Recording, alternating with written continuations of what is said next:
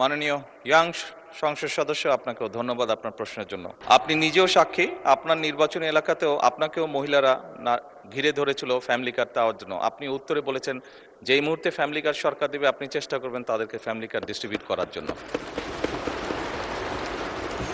মাননীয় সদস্য আবুল হাসনাত, প্রশ্ন আছে? সম্পূরক প্রশ্ন করতে পারেন। জি মাননীয় স্পিকার, ধন্যবাদ মাননীয় স্পিকার।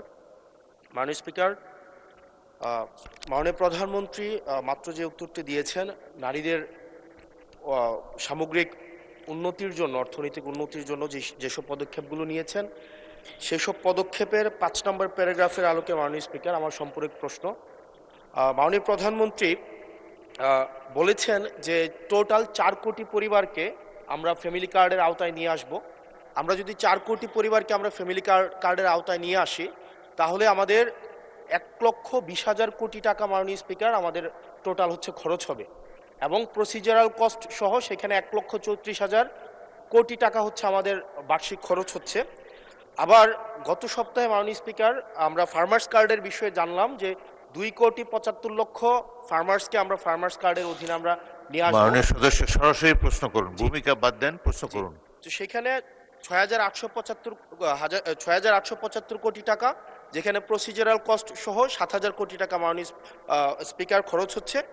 অর্থাৎ মাননীয় প্রধানমন্ত্রীর কাছে আমার প্রশ্ন, এই পদক্ষেপগুলো নিঃসন্দেহে মানুষকে সংযোগ করেছে, মানুষ এগুলোর প্রতি আকৃষ্ট হয়েছে, কিন্তু আমার প্রশ্নটি হচ্ছে আমরা 1,40,000 কোটি টাকা প্রত্যেক বছরে যদি একটা নির্ভরশীল অর্থনীতির খাতে আমরা বিনিয়োগ করি, সেক্ষেত্রে এটা কতটা হচ্ছে আমাদের অর্থনীতিকে স্বনির্ভর করবে, এবং এই অর্থটা কি আমরা সোশ্যাল সেফটি নেটসের যেই খাতগুলো এখন বর্তমানে বিদ্যমান রয়েছে সেগুলো থেকে কেটে এনে আমরা সেখানে বরাদ্দ দিচ্ছি, নাকি হচ্ছে আমরা নতুন করে আমরা এই খাতগুলোতে টাকা দিচ্ছি? যদি নতুন করে দেই সেক্ষেত্রে মুদ্রাস্ফীতি ঘটার সম্ভাবনা রয়েছে কিনা সেটি পরীক্ষা করা হয়েছে কিনা, এটি আমার প্রশ্ন। ধন্যবাদ মাননীয় স্পিকার। মাননীয় প্রধানমন্ত্রী। মাননীয় স্পিকার, আপনাকে ধন্যবাদ। সময়ের সাথে সাথে দেখা দেয় নিত্য নতুন প্রয়োজন। রেডি থাকতে হয় প্রতি মুহূর্ত। তাই এলো ইনোভার, যেন আপনি লাইফে থাকেন রেডি প্রতিদিন। Innova, designed for now. মাননীয় ইয়াং সংসদ সদস্য, আপনাকেও ধন্যবাদ আপনার প্রশ্নের জন্য। অবশ্যই আল্লাহর কাছে শুকরিয়া, আলহামদুলিল্লাহ, যে আমরা যে ফ্যামিলি কার্ডের কথা জনগণকে বলেছিলাম নির্বাচনের পূর্বে, সেই ফ্যামিলি কার্ডটি মানুষ গ্রহণ করেছে, এবং আপনি নিজেও সাক্ষী, আপনি নিজেও সাক্ষী, আপনার নির্বাচনী এলাকাতেও আপনাকেও মহিলারা ঘিরে ধরেছিল ফ্যামিলি কার্ড দেওয়ার জন্য। আপনি উত্তরে বলেছেন যেই মুহূর্তে ফ্যামিলি কার্ড সরকার দেবে আপনি চেষ্টা করবেন তাদেরকে ফ্যামিলি কার্ড ডিস্ট্রিবিউট করার জন্য।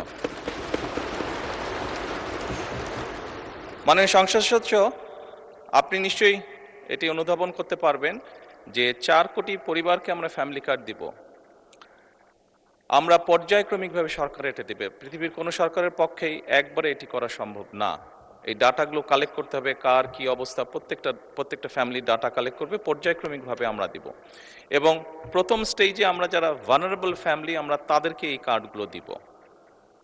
কাজেই ধীরে ধীরে আমরা বাজেটটি তৈরি করব, এবং ধীরে ধীরেই আমরা কার্ড দেওয়ার সংখ্যাটা ধীরে ধীরে আমরা বাড়াবো। এবং সেজন্যই আমরা মনে করি আমাদের যে সব হিসাব নিকাশ করেছি আমরা, তাতে করে বাজেটের উপরে কোনো চাপ পড়ার তেমন কোনো কারণ নেই। এটি গেলে 1 নম্বর। দ্বিতীয়ত, আপনি বলেছেন যে আরও যেগুলো সেফটি নেট,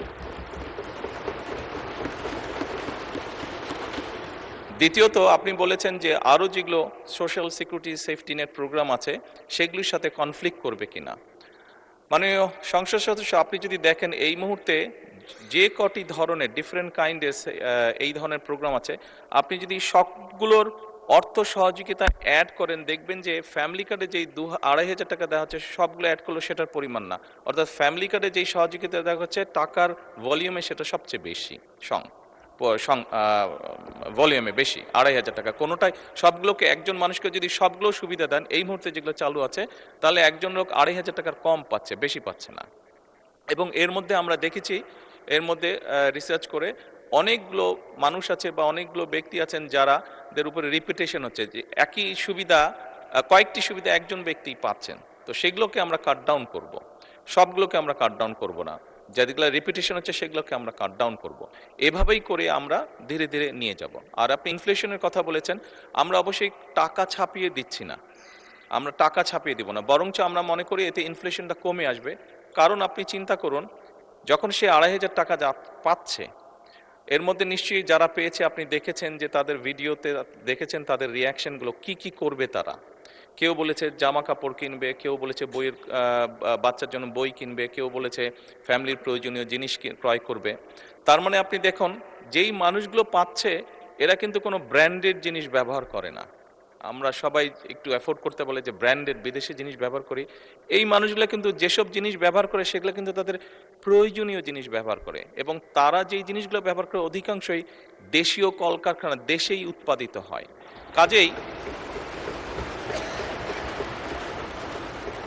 কাজেই মাননীয় সংসদ সদস্য, এই টাকাটা যখন তার কাছে যাচ্ছে, সে যখন খরচ করছে, এই টাকাটা কিন্তু গ্রামীণ ইকোনমিতে ব্যবহৃত হচ্ছে।